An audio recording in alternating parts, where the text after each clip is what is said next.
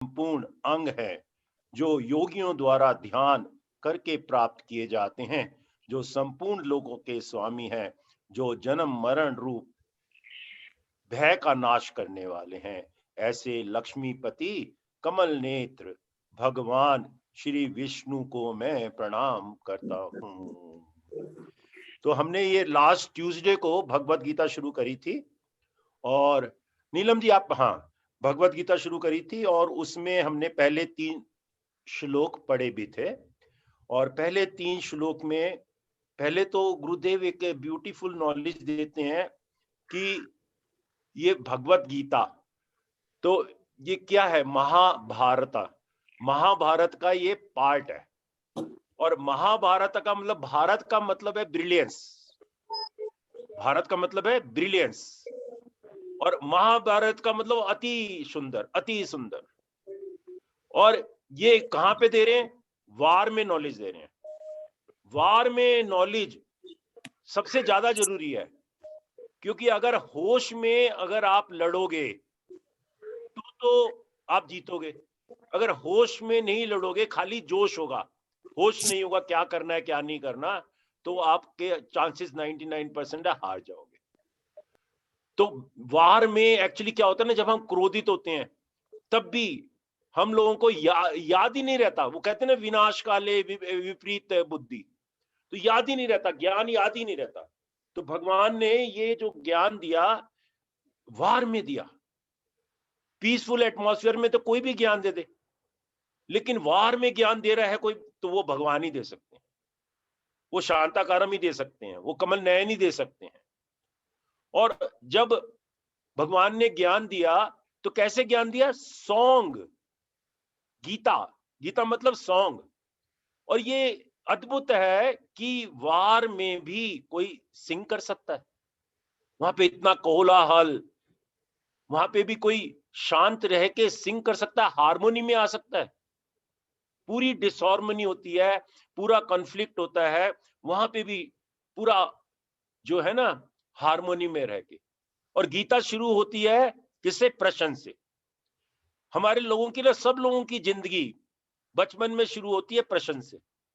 2 3 4 साल के हुए तो माँ से पूछते हैं ये क्या है, वो क्या है, ये आकाश कहाँ जा रहे हैं, ये बादल कहाँ जा रहे हैं, चंद्रमा कैसा है। तो ये हमारे प्रश्न से। लेकिन प्रश्न किससे करना चाहिए?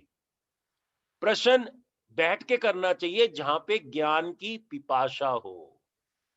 गुरुदेव बोल रहे हैं ज्ञान की पिपासा अर्जुन में थी, उसको आंसर चाहिए थे, और वो पास भी बैठा था, और वो आदर सत्कार से भी प्रश्न पूछ रहा था।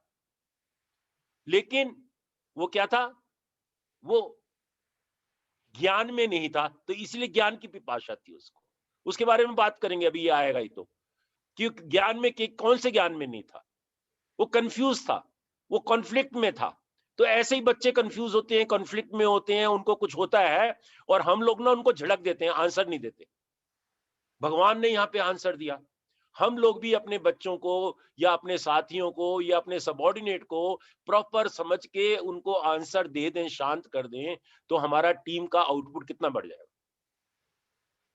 हम झिड़क देते हैं और हम वन वे ओनली ट्रैक रखना चाहते हैं। नहीं नहीं, करो करो करो करो, नहीं नहीं, करो करो करो। और कैसा ट्रैक रखना चाहते हैं? धृतराष्ट्र जैसा अंधे बनकर, मुंह में आके, ये मेरा है तो इसको दो दो रेवड़ी ज्यादा दे दो, ये दूसरा है तो इसको 2 रेडी कम दे दो, अपने को ज्यादा, अपने को ज्यादा, अपने को ज्यादा। तो ये यहाँ पे भी धृतराष्ट्र यही बोलता है कि वो किससे बोलता है? खुद तो अंधा है, तो कोई जो इंट्यूटिव पावर वाला है उससे बोलता है। तो अगर हमको ज्ञान नहीं है, तो भगवान से या किसी संजय से, कोई जिसको ज्ञान है उससे पूछ लेना चाहिए।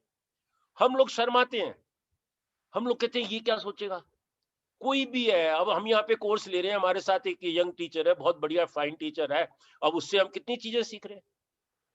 We should be receptive for the knowledge from anywhere.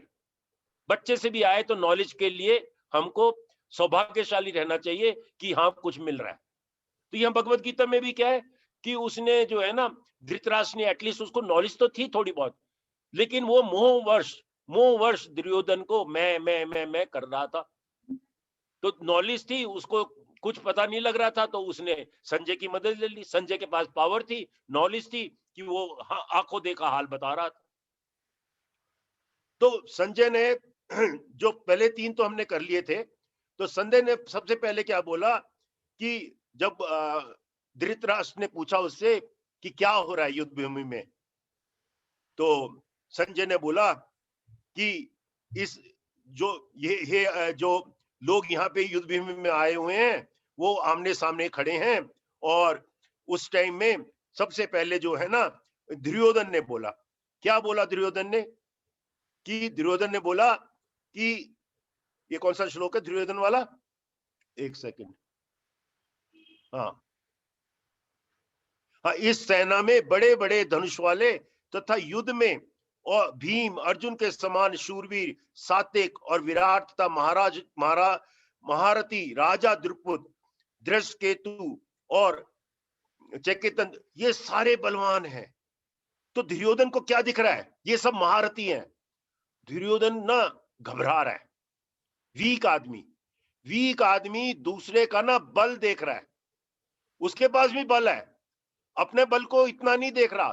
तो वीक आदमी दूसरे का बल देख रहा है और दूसरे का बल देख के वो फियर में है। अर्जुन जो है ना वो स्ट्रांग है, वो फियर में नहीं है, वो लड़ना नहीं चाहता क्योंकि वो अज्ञान में है, वो मोह में कर बैठता है। वो कह रहा था कि ये सारे जो लोग हैं ना मेरे सामने जो खड़े हुए हैं, जो ये सारे मेरे संबंधी हैं, मेरे मामा हैं, मेरे कजिन ब्रदर्स हैं, मैं इनको कैसे, मेरा आचार्य हैं, मेरे बीच पिता है, इनके ऊपर मैं कैसे धनुष चढ़ाऊं। तो वो क्या हो गया, इसको गुरुदेव ने बोला है शमशान वैराग्य। शमशान वैराग्य बहुत ही सुंदर शब्द है, शमशान वैराग्य। शमशान वैराग्य में मतलब क्या है कि मैं शमशान में हम जब जाते हैं ना, मेरे को कुछ नहीं करना, आदमी चला गया, खत्म हो गया। और शमशान वैराग्य में भी क्या होता है कि यार मरना तो है ही, तो क्यों करूं काम। अच्छे लोग भी मरते हैं, गंदे लोग भी मरते हैं, डॉक्टर भी मरता है, पेशेंट भी मरता है, छोड़ो। कह रहे हैं गुरुदेव कहते हैं कि इतने लोग, कई ऐसे संप्रदाय वाले लोग हैं कि नाक पे मक्खी भी बैठ जाए तो उसको हटाते भी नहीं है। वो कह रहे हैं अगर आपका स्वभाव ऐसा हो जाए, नेचर ऐसी हो जाए कि आपको मक्खी तंग ना कर रही हो, तब तो अलग बात है। लेकिन जानबूझ के नहीं नहीं, मक्खी को कष्ट होगा, मक्खी को कष्ट होगा। अरे मक्खी, गंदी मक्खी आपके उस पे बैठी हुई है, मक्खी को क्या कष्ट होगा। कहते हैं कई धर्मात्मा होते हैं, अपने कुटली से बाहर ही नहीं आएंगे, क्या है फायदा उनका फिर धर्मात्मा होने का, जब वो ज्ञान का पालन नहीं कर पाएंगे, ज्ञान का लोगों में फैला नहीं पाएंगे, तो धर्मात्मा होने का क्या फायदा है। गुरुदेव ने हमको टीचर बना दिया आर्ट ऑफ लिविंग का, और हम कोर्स ना ले, क्या फायदा हमारा टीचर बनाने का। एक बहुत सुंदर गाना गाना जानता है और वो गाना ना गाए लोगों को, तो क्या फायदा है।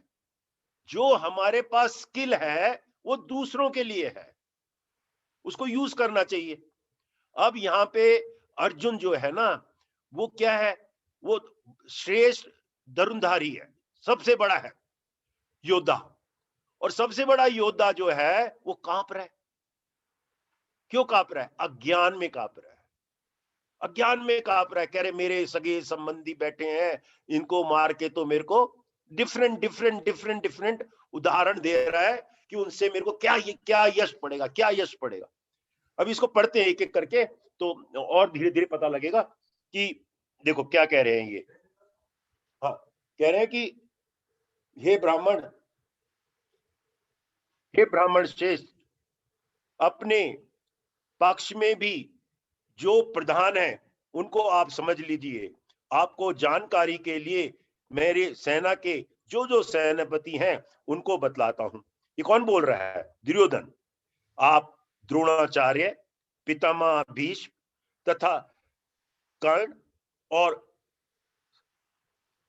कई उन्होंने कृपाचार्य जैसे कि हो अश्वत्थामा, त्रिकर्ण और सोमदन का पुत्र भूरिश्रवा और भी मेरे लिए जीवन की आशा त्याग देने वाले बहुत से शूरवीर, अनेक प्रकार के शस्त्रों से सुसज्जित और सबके सब युद्ध में चतुर है।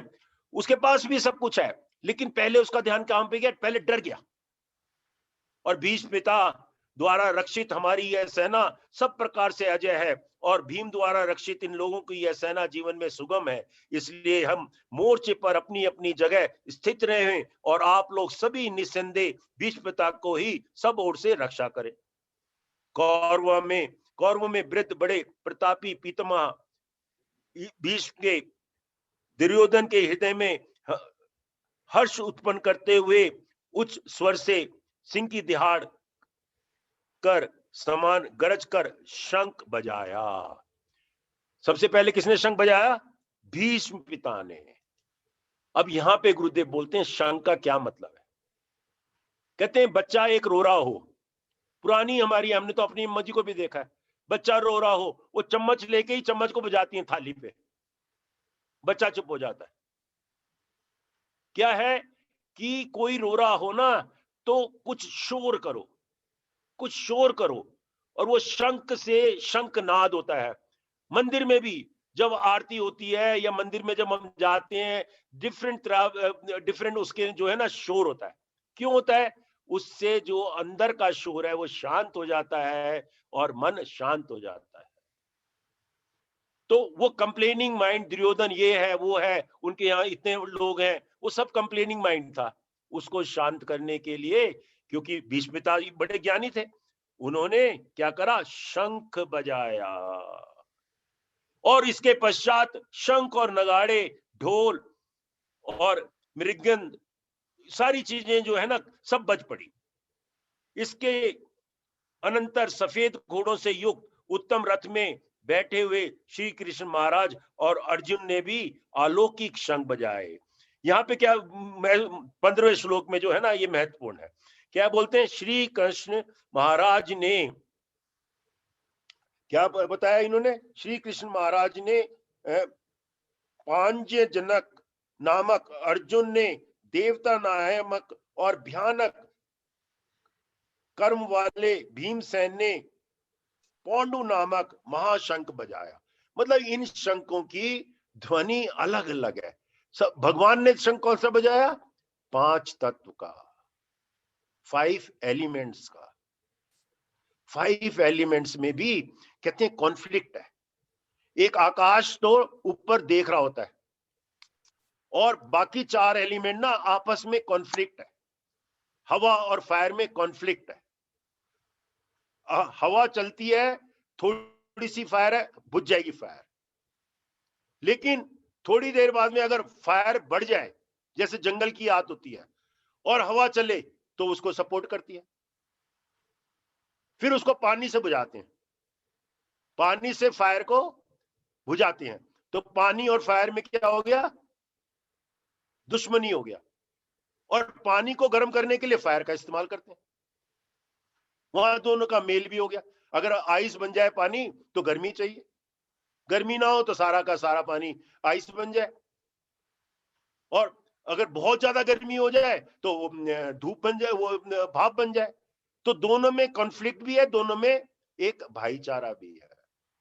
पांचों एलिमेंट में ये है, एक दूसरे के पूरक भी हैं और एक दूसरे के मित्र हैं, पूरक हैं, और कॉन्फ्लिक्ट में भी हैं। तो इसीलिए बोलते हैं भगवान कृष्ण ने कौन सा धर्म बताया? 5 एलिमेंट का। और ये सब कहां पे हो रहा है? आकाश में हो रहा है। ये महाभारत कहां हो रही है? आकाश में हो रही है। फिर उसके बोलते हैं कुंती पुत्र राजा युधिष्ठिर ने, नकुल ने, सहदेव ने, सब लोगों ने ना कुछ ध्वनि करी। ध्वनि और शंख। अब ये हमारा कोर्स जो है ना यहाँ पे हो रहा है, एक एसएसबी, सशस्त्र सीमा बल। अब यहाँ पे जवानों को जोश में लाने के लिए कुछ ना कुछ ऐसी एक्टिविटी करते हैं कि उसमें कुछ आवाज भी हो। वो लोग भी कुछ आवाज गाते हैं, जैसे हमारे गीत भी होते हैं, शौर्य भरा गीत। तो क्या होता है? उनका मन शांत हो जाता है। हम कोर्स ले रहे हैं, कोर्स में भी कोई ना कोई 2-4 गाने आते हैं, 2-4 गाने बनवाते, उनसे बुलाते हैं, वो मन उनका शांत हो जाता है एकदम से। तो ये शंख ध्वनि, इसका बहुत महत्व है। अपने घर में भी आप कोई ऐसी बात हो तो इसीलिए ये विधान है, आरती में आप घंटी बजाते हो, सारी चीजें बजाते हो। क्यों, क्या होता है, आरती के साथ गाते गाते गाते गाते एकदम से एक रूप हो जाते हो और शांत हो जाते हो। तो ये बिगनिंग तो शंख शंख की हो गई, और इसका सबसे बढ़िया फायदा यही है। अब मैं रिक्वेस्ट करूंगा, कौन चैंट करना चाहता है? जी भैया। हाँ, श्लोक नंबर 20 से 2-3 श्लोक अर्जुन वाचा के बता दो। जी भैया। श्लोक नंबर 20। अथ व्यवस्थितान् दृष्ट्वा धार्तराष्ट्रान् कपिध्वजः प्रवृत्ते शस्त्रसम्पाते धनुरुद्यम्य पाण्डवाः ऋषिकेशं तदा वाक्यम् इदमाह महीपते। अर्जुन उवाच सेनयोरुभयोर्मध्ये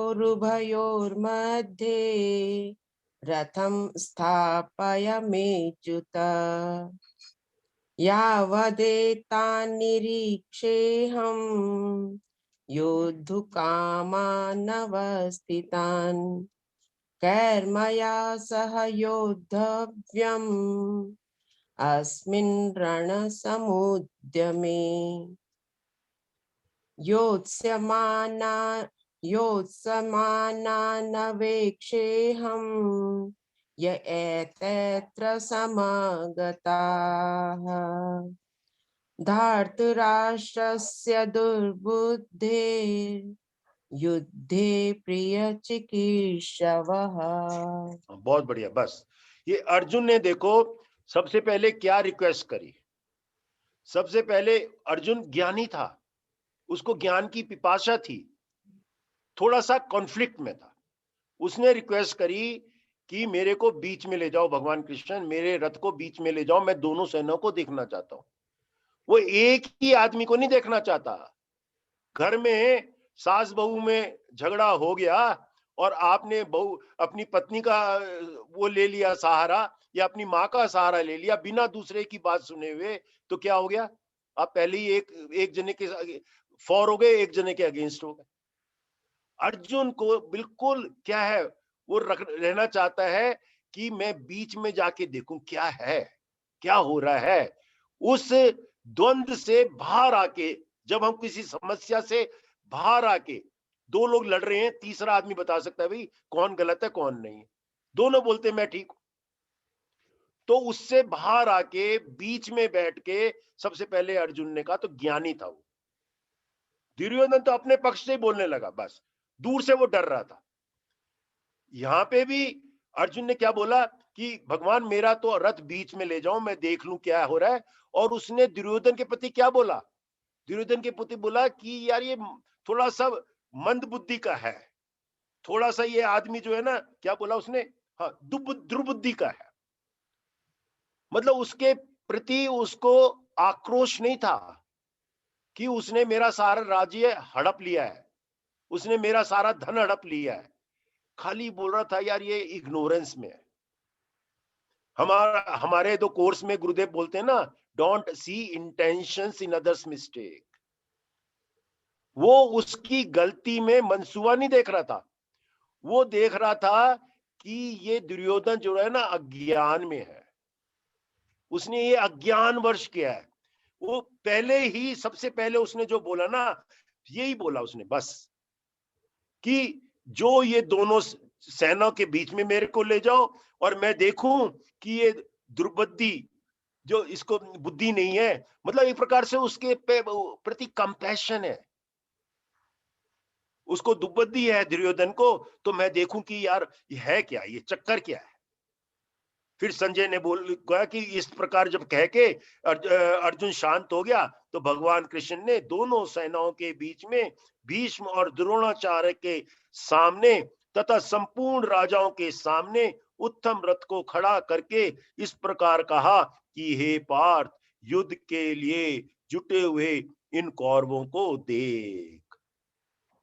अगर भगवत गीता में है ना, तो भगवान ने सबसे पहले यही बात कही, इन कौरवों को देख। इसके बाद प्रतापुत्र अर्जुन उन दोनों ही सेनाओं के स्थित ताऊ, चाचाओं, दादा, परदादाओं, गुरुओं सबको वो देखने लगा, बस और कुछ नहीं। संपूर्ण बंदों को देखकर कुंती पुत्र अर्जुन अत्यंत करुणावश, डरा नहीं है, उसने उसका गांधीर्व छूटा डर से नहीं है, करुणावश युक्त होकर शोक करते हुए यह वचन बोले। हाँ जी, क्या वचन बोले अर्जुन के? बोलो सुमन जी, सुमन नथावल। जी भैया, कितना नंबर? 29, जी भैया। 27, जी 28, 28, 28। जी भैया। हाँ। कृपया पर्याविष्टो विषीदन्निदमब्रवीत्। नहीं नहीं, ये तो कुछ गलत आ अर्जुन रहा है। उवाच हाँ, अर्जुन वाचा, यहाँ से बोलो। दृष्टद्वे हाँ, दृष्टद्वेमं स्वजनं कृष्ण युयुत्सुं समुपस्थितम् सीदन्ति मम गात्राणि मुखं च परिशुष्यति वेपथुश्च शरीरे मे रोमहर्षश्च जायते। बोलते जाए, पांच श्लोक बोलो। गांडीवं जी गांडीवं संश्रते संश्रसते हस्तात् त्वक्चैव परिदह्यते न च शक्नोम्यवस्थातुं भ्रमतीव च मे मनः निमित्तानि च पश्यामि विपरीतानि केशव न च श्रेयोनुपश्यामि हत्वा स्वजनमाहवे न काङ्क्षे विजयन् कृष्ण न च राज्यं सुखानि च किन्नो राज्येन गोविन्द किं भोगैर्जीवितेन वा येषामर्थे काङ्क्षितन्नो राज्यं भोगासु सुखानि च त इमेव स्थिता युद्धे प्राणान् त्यक्त्वा धनानि च बहुत बढ़िया। तो आचार्य जी चलो बोलो, एक और बोलो, आचार्य बोल लो। आचार्य पितरः पुत्रास्तथैव च पितामहाः मातुला श्वशुराः पौत्राश्च शालासु संबंधिनस्तथा। देखो अर्जुन क्या बोल रहा है, भगवान कृष्ण से बोल रहा है, मेरे गुरुजन, मेरे ताऊ, मेरे चाचा, मेरे अपने बच्चे, ससुर, पौत्र, साले, दादे, मामे, ये सब खड़े हैं। मैं क्या इनसे लड़के क्या करूंगा, इनको मार के मैं क्या करूंगा? वो उसका गणपति गिर रहा है, उसका धनुष गिर रहा है, वो कांपने लगा कि इनको मार के, ये जो मेरे हैं इनको मार के मेरे को क्या मिलेगा? करुणावश, करुणावश बोलने लगा, मुझे मारने पर अगर तीनों लोकों का राज्य भी मिले तो इन सबको मारना नहीं चाहता मैं। फिर पृथ्वी के लिए तो क्या नहीं क्या, छोटी सी पृथ्वी के लिए मैं अपने लोगों को मार दूं, मामा को, ताऊ को, चाचा को, गुरुजनों को। तो वो शिथिल हो गया, वो कांपने लगा। यही तो उसका अंदर द्वंद था, यही तो उसके अंदर कॉन्फ्लिक्ट था। कॉन्फ्लिक्ट क्या था कि उसको ये पता नहीं लग रहा था कि अगर इन्होंने गलती करी है तो इनको सजा मिलनी चाहिए। एक माँ होती है, क्या होता है, उसको बच्चे से प्यार होता है, बच्चे से प्यार होता है तो बच्चा स्कूल जाते हुए रोने लगता है, और स्कूल जाने में रोने लगता है तो माँ कहती है अच्छा अच्छा बेटा कल चला जाइयो। तो वो बच्चे का फायदा कर रही है, नुकसान कर रही है? नुकसान कर रही है। ऐसे ही आप क्षमा करते जाओ जो लोग टेररिस्ट हैं, चाहे आपका भाई है टेररिस्ट, आपका भाई अगर टेररिस्ट है और आप पुलिस को भी ना बताओ और वो सब लोगों को मारता रहे और आप कहो नहीं नहीं मेरा भाई है, मैं तो नहीं बताऊंगा। अरे भाई सभी भी आपके भाई हैं। I belong to you everyone, शुरू से हम बोल रहे हैं, लेकिन वो हम कर जाते हैं मोहवश। तो यहाँ पे अर्जुन को जो मोह था, करुणा था, जो विपरीत की जो दुश्मन थे उसमें भी अच्छाई दिख रही थी। ये बहुत ही रेयर है, बहुत ही रेयर है कि दुश्मनों में भी जो आपके अगेंस्ट, जिन्होंने आपका सारा कुछ ले लिया, उनको उनमें भी उसको अपनापन दिख रहा था। ये मेरे अपने हैं, आई बिलोंग टू यू दिख रहा था। तो इसीलिए वो उससे क्या ना, वो डर के मारे नहीं कांप रहा था, वो डर के मारे उसने धनुष नहीं छोड़ा कि मैं इनसे लड़ सकता। वो शूरवीर था, योद्धा था, लेकिन अज्ञानवश, अज्ञान क्या कि यार इनको क्यों मारूं, ये मेरे एक अपने हैं। थे तो उसके अपने ही, लेकिन उन्होंने काम ऐसा किया था जो धर्म के अगेंस्ट था। नॉट ओनली उनके पैसे ले लिए थे, नॉट ओनली उनका राज्य ले लेता, जनता को वो प्रताड़ित कर रहे थे। कौरव जो है जनता को प्रताड़ित कर रहे थे। जैसे हम कह सकते हैं, किसी का नाम नहीं देना चाहिए, फिर भी कि कई कई राज्यों में होता है खुलेआम गुंडों को और उनको दादागिरी करने की आजादी होती है। फिर जब आपके पास इलेक्शन का टाइम आता है तो जनता उसको बदल देती है, बदल देती है ना। तो यही है, जब आप दादागिरी इतनी ज्यादा कर रहे हो, सब जगह गुंडों का राज है, तो किसी को तो खड़ा होना पड़ेगा। और गुंडे बहुत स्ट्रांग है, गुंडे बहुत स्ट्रांग है, तो किसी को तो खड़ा होना पड़ेगा ना। धर्म को तो स्थापित करना पड़ेगा ना। तो भगवान कृष्ण आए इसीलिए कि जब भी धर्म का नाश होता है मैं आता हूं। तो ये बहुत ही सुंदर है। कहते हैं कि अतः हे माधव, अपने ही बंधुत्व धृतराष्ट्र के पुत्रों को मारने के लिए हम योग्य नहीं है, क्योंकि अपने ही कुटुंब को मारकर हम कैसे सुखी होंगे।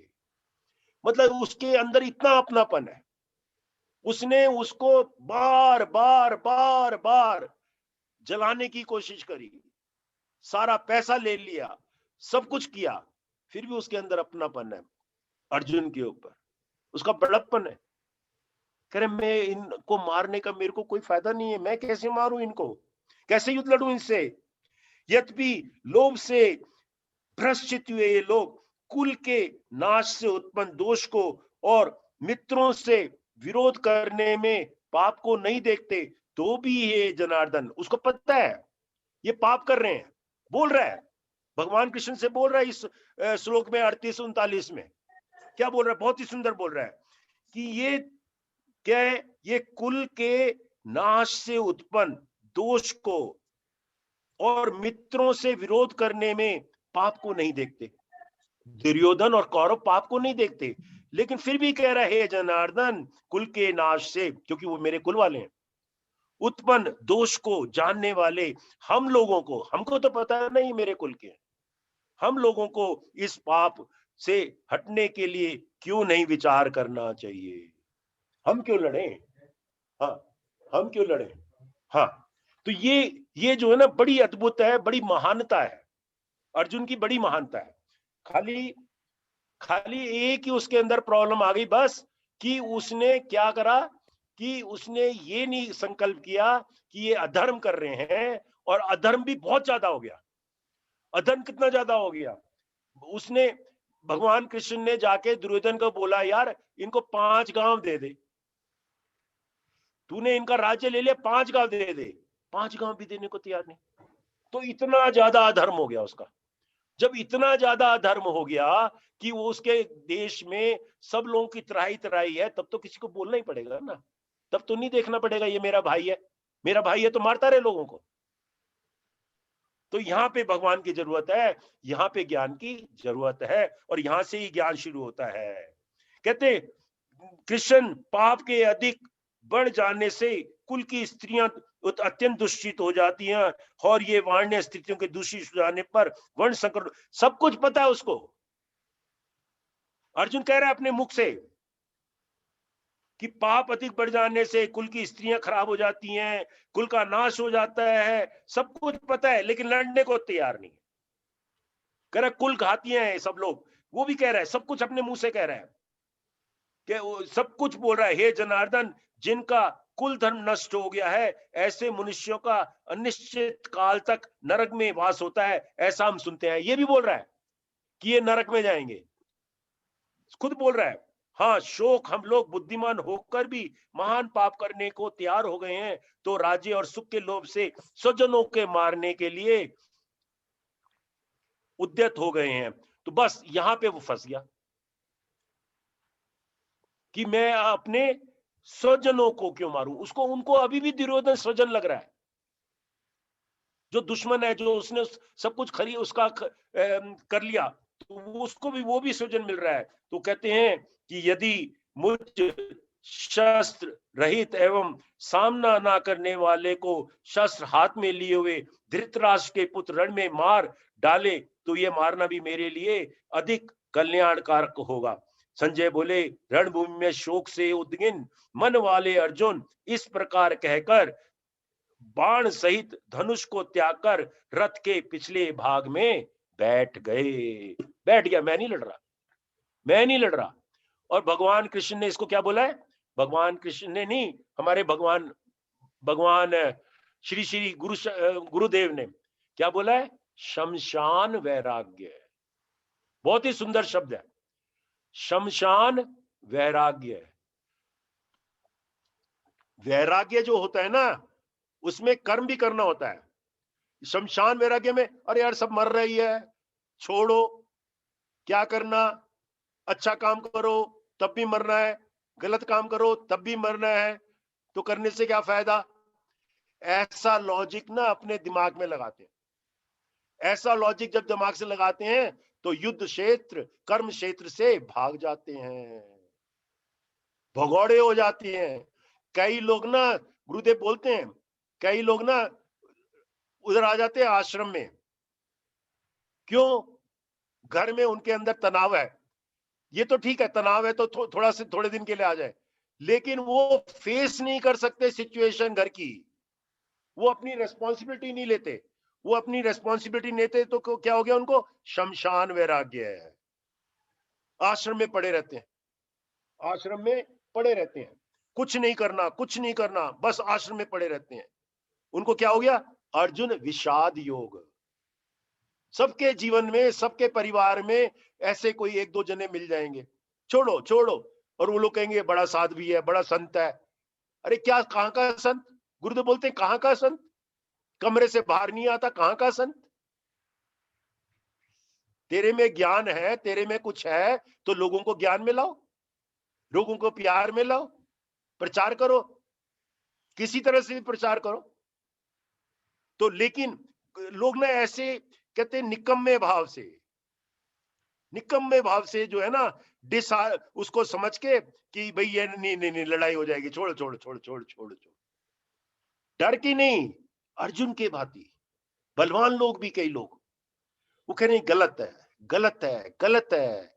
जहां पे भी आप देखो कि जो है अधर्म का काम हो रहा है, वहां पे आपको खड़ा होना चाहिए। तो इसीलिए बोलते हैं यहाँ पे भगवान कृष्ण, गुरुदेव, कि गीता जो है ना यूनिवर्सल है। It is not just a phenomena which just happened once long time ago. It is perennial phenomena. It is happening every day continuously. सबके अंदर हो रहा है, सबके अंदर हो रहा है। बच्चे की, भाई की, कोई अपने सगे संबंधी की गलतियां माफ करते रहते हैं हम लोग।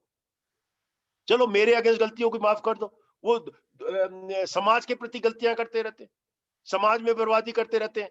हम उनका, अगर हम उनको माफ कर देते हैं, हम उनका चुपचाप बैठे रहते हैं, तो इसका मतलब हम उनके साथ है। अगर हम चुप भी हो गए तो हम उनके साथ, हमको तो खड़ा होना चाहिए ना, क्यों इतना क्यों करना है? तो ये इटर्नल है, गीता जो है ना इटर्नल है, because it's value hold good for all generations. जो भी गीता में बताया है, ऑल जनरेशंस, ये टाइमलेस है, टाइमलेस विजडम। कल भी ठीक थी, आज भी ठीक है, और आगे आने वाले समय भी ठीक रहेगी। तो ये जो है ना, इसको गीता को इसीलिए गीता जो बोला है ना, सबसे बड़ा शास्त्रों का भी शास्त्र है ये, उपनिषदों का भी उपनिषद है, इसमें सब चीजें हैं। तो कहते हैं गुरुदेव कह रहे हैं, it is so foolish, it is so foolish कि तुम संत हो और अपने बैठे हो बाहर, किसी से बात नहीं करनी। कई लोगों से बात नहीं करनी, चुप। अरे भाई तेरे में ज्ञान है तो बात कर, समझा? वो कुछ नहीं, आराम से बैठे हैं। तो ये जो है फील कहते हैं, तो पहला चैप्टर है, इसको अर्जुन विषाद योगा बोला गया है। क्यों बोला गया है? क्योंकि arjuna the seeker of knowledge जो है, कृष्णा के साथ में डायलॉग करता है और तरह तरह के तर्क देता है, और वो तर्क दे रहा है, सब कुछ जानता भी है। वो ये भी कह रहा है कि दुर्योधन की बुद्धि ठीक नहीं है, कि वो इसमें दुर्योधन में जो ये कर्म कर रहे हैं वो पापनाशक हैं, वो दुर्योधन नरक में जाएगा, सब कुछ बोल रहा है वो। लेकिन कह रहा है क्योंकि ये मेरा अपना है, इससे मैं क्यों लड़ूं? प्रॉब्लम खाली इसी सेंटेंस में है। उसको पता है इसने सब गलत किया है, लेकिन मैं इससे क्यों लड़ूं? तो जो दुर्योधन था वो तो एंग्री था, वो एंगर से पड़ा, वो डर रहा था, लेकिन युद्ध के लिए तैयार था। अर्जुन कह रहा है मैं युद्ध क्यों करूं? क्यों? वो अज्ञान में था, थोड़ा सा अज्ञान में था, कॉन्फ्लिक्ट में था। ज्ञानी तो बन रहा था, बड़ी बड़ी ज्ञान की बात कर रहा था। भगवान कृष्ण भी दूसरे चैप्टर में बोलेंगे, बड़ी बड़ी ज्ञान की बात बोल रहा है, लेकिन धर्म के अनुसार कर्म नहीं कर रहा। तो जब तक ये क्या हो रहा है, कई लोग होते हैं ना ऐसे, बड़ी बड़ी बातें करते हैं, फिलोसफिकल बात करते हैं। अरे भाई क्या फायदा, क्यों लड़ना है, ये क्या फायदा, इतने सालों से ये खराब हो रहा है, इससे सारे बर्बाद हो जाएंगे, छोड़ दे, माफी कर दे। बड़े ना ऐसे समझाते रहते हैं। आपने एक बारी माफ कर दिया, दो बारी माफ कर दिया, माफ करते रहोगे तो वो तो कुल का नाशक ही हो जाएगा ना। बच्चे को इतना प्रेम करोगे कि वो गंदी गंदी चीजें करने लगे, तो धीरे धीरे तो आपका भी नाश हो जाएगा ना। धृतराष्ट्र का भी नाश हो गया। धृतराष्ट्र ने इतना ज्यादा दुर्योधन को प्रेम किया शुरू से कि उसकी गलत हरकतों को मानता गया, उसको जुआ खिला दिया और जुआ में भी चीटिंग करा दी। तो युद्ध तो होना ही था, कभी तो पाप का घड़ा भरता ही, और हम लोग भी ये कर रहे हैं, जाने अनजाने हम सब लोग कर रहे हैं। अपनों को छोड़ देते हैं, अपने कितनी भी गलती करते रहे उसको छोड़ देते हैं, नहीं मेरा बेटा क्या करो। तो ये जो है ना, ये इसीलिए कहते हैं डिवाइन गाइडेंस चाहिए, कोई ज्ञानी जो है उसका संग चाहिए। और वो कहते हैं ना, शब्दों से ही युद्ध लड़ा जा सकता है, माइंड से ही युद्ध लड़ा जा सकता है। आपकी स्ट्रेटेजी क्या है? यहाँ पे कृष्ण जो है ना, एक तरफ कृष्ण है, एक तरफ उसकी सारी सेना है, लेकिन जीत किसकी होती है? कृष्ण की, सबसे बड़े स्ट्रेटेजी वाले। बहुत ही सुंदर है, बहुत बढ़िया है। और इसका जब सेकंड शुरू होगा तो, और वो तो है ही मेन कर्मयोग, तो विषाद योग के बाद में। हाँ जी, किसी का कोई प्रश्न हो तो बोलिए। Anybody wants to say anything? जय गुरुदेव जी। हाँ विवेक जी बोलिए। ये 3 टेक अवेज लिए हैं मैंने इस चैप्टर से। पहला लिया है how to live in life in harmony with conflicting and opposite situations. दूसरा है helicopter view is key for clarity before taking any decisions. और थर्ड है regret of past and anxiety of future will make us only miserable, so key is to remain in the moment, The present. Remain in the moment. Action is in the moment. right? Action according to dharma is in the moment, in the now. जी। Plus मेरा थोड़ा confusion था, ये मतलब जो आपने Gita press वाली किताब कही थी वो कल ही आई है मेरे पास। कोई बात नहीं। वो थोड़ी छोटी है, मतलब बहुत छोटी है, वो 4x3 इंच की है। ये रही देखो दिखा रहा हूं मैं, ये रही, दिख रही है? नहीं अभी तो मैं पीछे से अपना वो वर्चुअल बैकग्राउंड हटाता हूं तो अच्छी तरह से दिखेगी।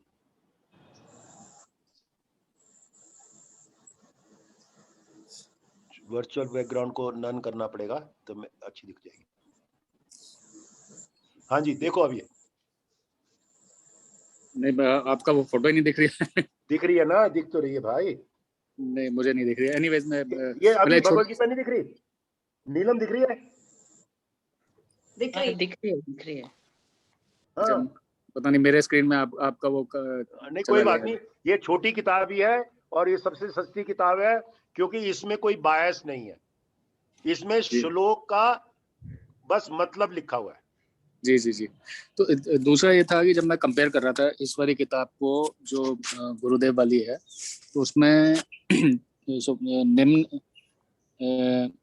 जो सेकंड लास्ट श्लोक है गुरुदेव वाली में, निमिता त्वनि च पश्चिमा, तो वो अगर हम कंपेयर करें इस वाली से जस्ट टू रिमेन कंसिस्टेंट, तो गुरुदेव वाली में तो श्लोक जो है फर्स्ट पहले चैप्टर के वो कम लग रहे हैं, इसमें ज्यादा लग रहे हैं। एक मिनट देखो, गुरुदेव ने इसका कमेंट्री दिया है, श्लोक बाय श्लोक नहीं दिया है। आगे जाओ तो आगे जाओगे तो गुरुदेव कभी 5वें चैप्टर में आ जाएंगे, कभी 7वें चैप्टर में आ जाएंगे। वो एक आपने बोला ना हेलीकॉप्टर व्यू दे रहे हैं, वो श्लोक बाय श्लोक नहीं दे रहे। और उन्होंने जो लास्ट श्लोक बोला ना वो चैप्टर 2 का है। हाँ, तो इसीलिए वो उसमें और इसमें फर्क है। हमने ये भगवत गीता जो गीता प्रेस के लिए किस लिए है, क्योंकि हम चैप्टर वाइज चैप्टर कर रहे हैं प्लस गुरुदेव का नॉलेज भी डाल रहे हैं साथ साथ। ओके। प्लस उसमें कल भी मैंने मतलब कल बात हुई थी कि इसमें 13 ही चैप्टर हैं गुरुदेव वाली में। गुरुदेव की अभी आधी बुक आई है, बाकी 18 चैप्टर तक उन्होंने कर दिया है। हो सकता है हमारे खत्म होते होते दूसरे चैप्टर भी आ जाए। जी जी जी जी, ओके। उनका अवेलेबल है वीडियो। जी जी, ठीक है। Thank you. गुरुदेव ने सब कुछ दे दिया है। और आज गुरुदेव क्या है, शिव सूत्रा दे रहे हैं। अभी तक रजिस्टर नहीं किया तो कर लो रजिस्टर 7:30 बजे शाम को। परसों शिवरात्रि है ना, 11 तारीख को शिवरात्रि है, तो गुरुदेव आज और कल शिव सूत्रा पे बोलने वाले हैं पार्ट 2। शिव सूत्रा पार्ट 1 तो हम लोगों ने किया था अभी कुछ दिन पहले, पिछले